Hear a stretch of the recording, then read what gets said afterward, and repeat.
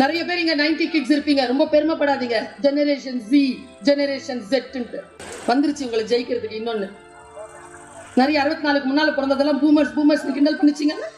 நான்லாம் generation X, என் வயசுக்கு நான் ஜெனரேஷன் எக்ஸ்க்கு அப்புறமா மில்லேனியன்ஸ்க்கு அப்புறமா ஜெனரேஷன் ஜிக்கு அப்புறமா 2010 பிறந்ததெல்லாம் ஜெனரேஷன் ஆல்பா. அது 15 வயசுல உட்காந்துக்கிட்டு இருக்கு. நீயும் ஒன்னும் பெருமைப்பட்டுக்காத. உன்னை தூக்கி முழுங்கி சாப்பிட்டு செரிக்கிறதுக்கு 2 மாசத்துக்கு முன்னால ஒண்ணு பிறந்துருச்சு. அதுக்கு பேரு ஜெனரேஷன் பீட்டா. இன்னும் 15 வருஷத்துக்கு அப்புறமா இன்னொன்னு பிறக்க போகுது, ஜெனரேஷன் காமா. ஒண்ணுக்கு ஒண்ணு அடிமைப்படுத்திக்கிட்டே. நான் பாவங்க, நாம தாங்க பெரியவங்க பேச்ச கேட்ட கடைசி தலைவர்.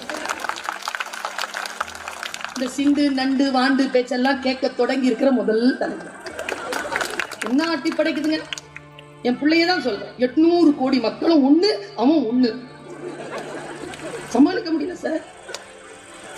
என் பேச்சை எல்லாரும் கேட்கறாங்க. ஆனா அம்மாவுக்கு தெரியணும், யார் சொன்னா அவன் கேட்பானா அவங்க கொண்டு போய் விட்டுருவேன். பல தத்தி அம்மாக்களுக்கு தெரியறதே இல்லை, எல்லாம் நானே சொல்லி தந்துருவேன். ஒரு அம்மா என்கிட்ட வந்துச்சு போன வாட்டி, ஒரு 4 மாசத்துக்கு முன்னால. 17 வயசு புள்ள, 42 வயசு ஆளை கல்யாணம் பண்ணிக்கிறேன்னு நிக்குது.